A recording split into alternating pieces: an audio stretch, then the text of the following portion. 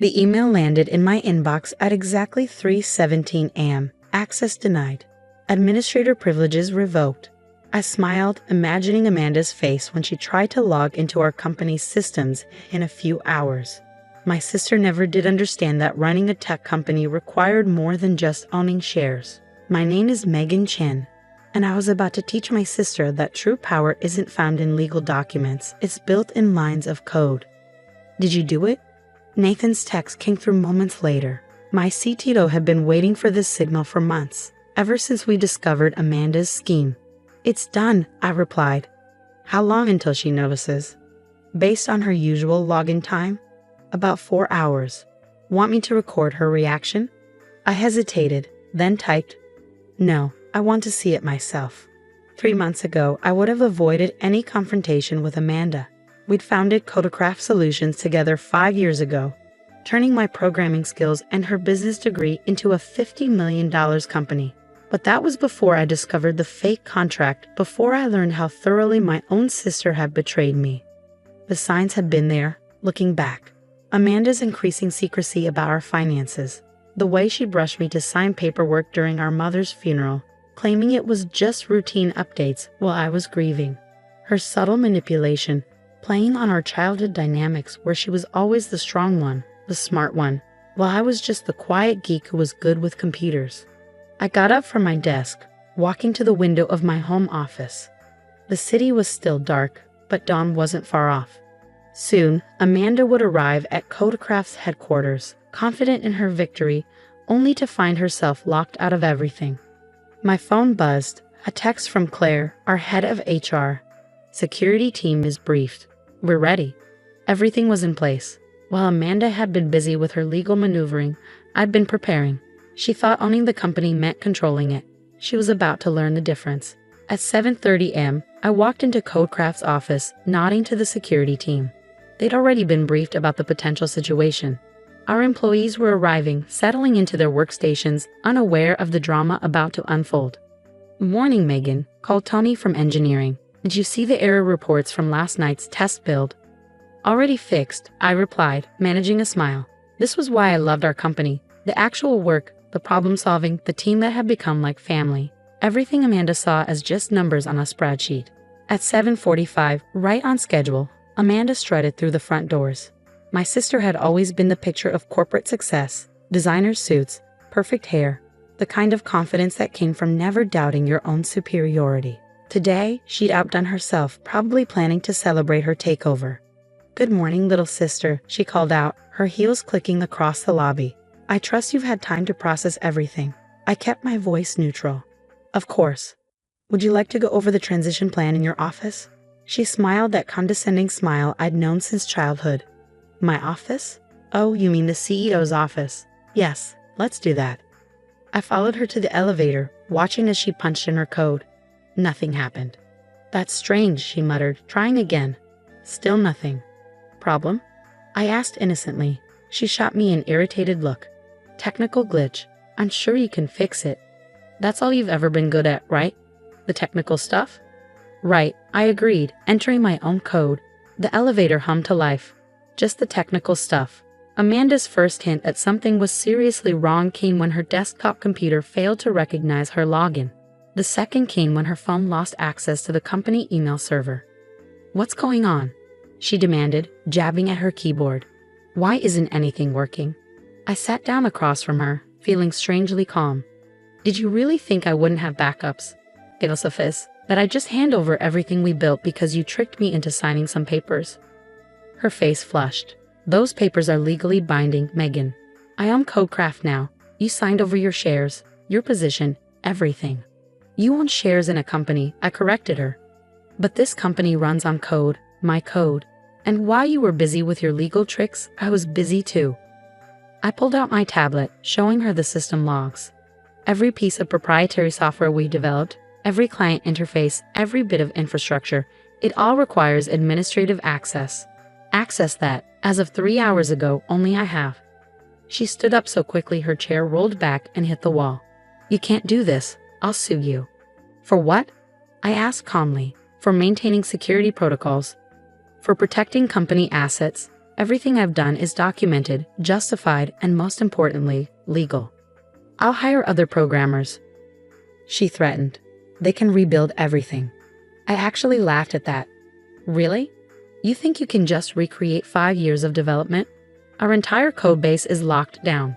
Even if you could find programmers capable of rebuilding it, how long would that take? How many clients would you lose in the meantime?" The reality of her situation was starting to sink in. Amanda slowly sank back into her chair.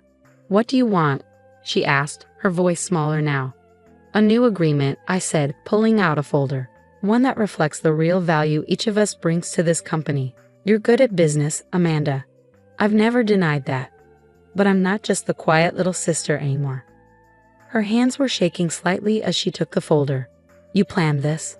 All of it?" "I learned from the best," I replied. "You taught me that family doesn't mean anything in business, remember? When you used Mom's funeral to push through your fake contract." She had the grace to look ashamed, at least for a moment. I shouldn't have." "No," I agreed. "You shouldn't have. Now, should we discuss the new terms, or would you like to try explaining to our clients why none of their systems are working?" Just then, my phone buzzed. A message from Nathan. "Board members are arriving early. They want to know what's going on with the system access issues." Perfect timing. "Looks like we'll have an audience for this discussion," I told Amanda, ready to face the board and explain your brilliant takeover plan. For the first time since we were kids, I saw real fear in my sister's eyes. The game had changed, and she knew it. The boardroom was already full when Amanda and I arrived. 8 pairs of eyes watched us take our seats, everyone aware that something significant was happening but unsure exactly what. "Would someone like to explain why our entire system is running on limited access?" Richard Barnes, our lead investor, asked. His tone was calm, but I could hear the underlying tension. Amanda opened her mouth to speak, but I beat her to it. "Actually, yes," I said, pulling out copies of both contracts. Amanda's fraudulent one and my new proposal. "We're dealing with a security protocol I implemented after discovering an attempt to take over the company through questionable means." I distributed the documents, watching faces change as board members began reading. Amanda sat rigid beside me, her knuckles white where she gripped the armrest of her chair. "This first contract," I continued, "was presented to me during our mother's funeral, described as routine paperwork. As you can see, it actually transferred complete control of Codecraft to Amanda, effectively removing me from the company I helped build." "Is this true?" Richard turned to Amanda, his expression darkening. "It's more complicated than that," she started, but fell silent as I pulled up the security footage on the boardroom screen. There she was, caught on camera, rushing me to sign papers while I was clearly distraught, barely looking at what was put in front of me. The timestamp showed it was less than an hour after Mom's service. "Ms. Chen," Richard's voice was ice cold now, "do you have any idea how many regulations this violates?" Before Amanda could respond, I brought up another screen, our company metrics from the past 5 years. "Codecraft's success isn't just about business strategies," I explained. "Our proprietary software, which I developed, is what sets us apart. Every major client we have depends on systems I created. Systems that require continuous maintenance and updates by me and my team." Nathan chose that moment to enter, right on cue. "Megan, we've got clients calling. They want to know why their access is restricted to basic functions only." "What exactly have you done?" Richard asked, leaning forward. "Protected our company's assets," I replied. "Every bit of code I've written includes fail-safes. If unauthorized changes are made to company structure or leadership, the systems automatically enter protected mode. It's all documented in our security protocols." I pulled up another document, the security measures I'd implemented months ago, all properly filed and approved. "This isn't just about ownership," I continued. "It's about understanding what makes Codecraft valuable." Amanda sees numbers on a spreadsheet. I see the actual technology that keeps us competitive. The board members exchanged glances. They were business people, but they weren't stupid. They understood that a tech company without its tech was just an empty shell. "What are you proposing?" Richard asked. I handed out copies of my new agreement, a restructuring that reflects reality. Amanda keeps her business development role. She's good at it when she's not trying to take over the company. I maintain control of our technical operations and intellectual property. Equal ownership, divided responsibilities. And if I refuse? Amanda's voice was barely controlled. Then I walk away, I said simply. Take my team with me. Start fresh. How long do you think Codecraft would last with no access to its core technology? The room was silent as everyone processed this. Amanda's face went through a range of emotions. Anger, fear, finally settling on resignation. The board needs to discuss this privately, Richard announced. Ms. Chen, both of you, please wait outside. In the hallway, Amanda paced while I sat quietly, checking messages from my team. Client calls were piling up, each one a reminder of how dependent the company was on systems only I could fully access. You've changed, Amanda said suddenly, stopping her pacing. The Megan I knew would never have done this. The Megan you knew trusted her sister. I replied, not looking up from my phone. She learned better. I was trying to protect the company, she argued, but her voice lacked conviction. No, you were trying to control it. There's a difference. Before she could respond, the boardroom door opened. Richard's assistant beckoned us back in. The next hour was intense. The board had questions about everything. The technical systems, the client relationships, the proposed new structure. I answered each one calmly, demonstrating exactly why I'd become indispensable to Codecraft's success. Amanda sat silently through most of it, her perfect corporate facade cracking bit by bit as she realized how thoroughly I'd outmaneuvered her. Finally, Richard cleared his throat. We've reached a decision. The board approves the new arrangement, with some minor adjustments. He slid a revised contract across the table. I suggest you both review this carefully. Very carefully. I read through the document, noting the changes. They were fair, even adding some protections I hadn't thought of. Amanda read her copy more slowly, her hands trembling slightly. If we both sign this, she said finally, what happens to the systems? They go back to normal, I replied. After a thorough security audit, of course. She picked up a pen, then hesitated. Megan, I cut her off. Just sign. We can talk about everything else later. One by one, we signed where indicated. With each signature, I felt the weight of the past few months lifting. This wasn't a complete victory. There were still wounds to heal, trust to rebuild. But it was a start. As the board members filed out, Richard paused by my chair. Well played, he said quietly. Your mother would be proud. I watched him leave, those words hitting harder than I expected. Would Mom be proud of either of us? Amanda was still sitting there, staring at the signed contracts. What now? She asked, sounding more like my sister than my business rival for the first time in months. I stood up, gathering my things. Now we do our jobs, separately but equally. And maybe we work on being sisters again. Eventually. She nodded slowly. I really am sorry, Megan. I got caught up in. I know, I said. But trust takes longer to rebuild than it does to break. Remember that next time you're tempted to play power games. The next 3 months were a lesson in careful balance. Amanda and I established clear boundaries. She handled external business relationships and growth strategy, while I managed our technical operations and development. We communicated through official channels, kept meetings strictly professional, and slowly began rebuilding Codecraft into something stronger than before. It wasn't easy. Years of sisterly competition didn't disappear overnight, and there were moments when old tensions threatened to surface. But we had something now that we never had before: respect for each other's true capabilities. One evening, as I was reviewing code for our newest project, Amanda appeared in my office doorway. She looked different, less polished, more human somehow. Got a minute? She asked, hovering uncertainly at the threshold. I gestured to a chair, saving my work. What's up? The Wilson contract, she began, setting a folder on my desk. They want to triple their service package, but it would require significant system modifications. I opened the folder, scanning the requirements. This is big. Like, rewrite half our core systems big. I know, she said. That's why I wanted to discuss it with you first. The old me would have just promised them everything and expected you to make it work. The admission surprised me, and the new you? The new me recognizes that I don't fully understand the technical implications. I need your expertise to make this decision. I leaned back, studying my sister. The Amanda of 6 months ago would never have admitted to needing anyone's help. It's doable, I said finally, But we'd need to expand the development team, maybe bring in some specialized talent. Timeline would be tight. She nodded, taking notes. Budget? 7 figures, minimum. Plus we need to pause some other projects. Okay, she said, standing. I'll tell them we need a week to prepare a proper proposal. Both of us will present it together. As she reached the door, she paused. Hey, Megan. Mom's birthday is next week. I was thinking maybe we could visit her grave together. The question caught me off guard. We hadn't visited Mom's grave together since the funeral, since the day Amanda had betrayed my trust.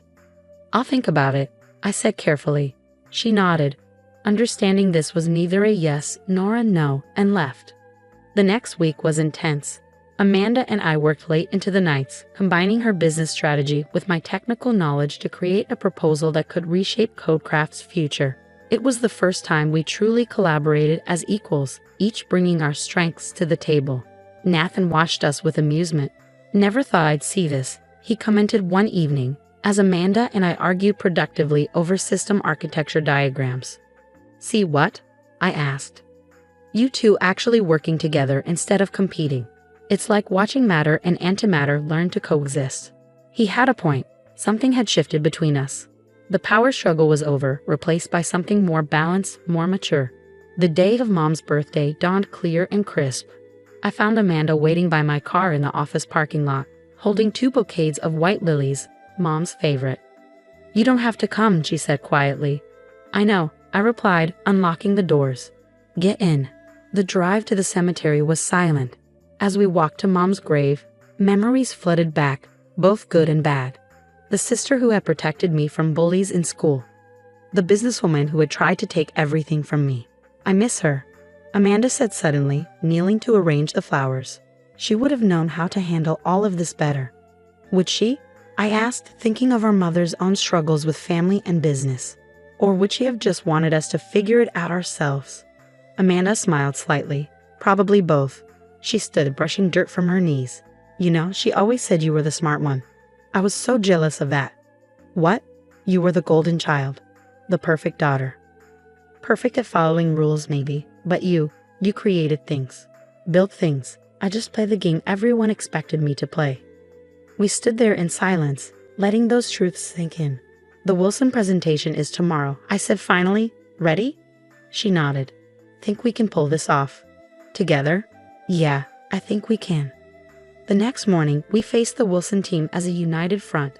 Amanda handled the business strategy while I explained the technical innovations we proposed. When questions came up, we tag-teamed the responses, each deferring to the other's expertise. We landed the contract, the biggest in Codecraft's history. Celebrating in my office later, Amanda raised her coffee cup in a toast. To the Chen sisters? To doing things right, I corrected, but I was smiling as I clinked my cup against hers. That evening, as I prepared to leave the office, I found a small package on my desk. Inside was a framed photo. Amanda and me as kids, sitting at our first computer, both of us grinning at the screen. The note attached read, "Found this in Mom's things. Thought you should have it." I placed the photo next to my monitors, a reminder of where we'd started and how far we'd come. 6 months after the attempted takeover, Codecraft had grown beyond our original projections. Our new dual leadership structure had become a model for other tech companies. Amanda and I had found our rhythm, each excelling in our domains while respecting the others. Think Mom would be proud? Amanda asked one evening as we reviewed quarterly reports. I looked at the photo on my desk, then at my sister, not my rival anymore, but my true partner in building something meaningful. Yeah, I said. I think she would. The company we built was stronger now, founded not just on technology or business strategy, but on something more fundamental, the understanding that true power comes from combining our strengths rather than fighting over control. As for being sisters, we were working on that too, one day at a time. Some wounds take longer to heal, but they do heal, if you let them. And sometimes, what you build after breaking down is stronger than what was there before.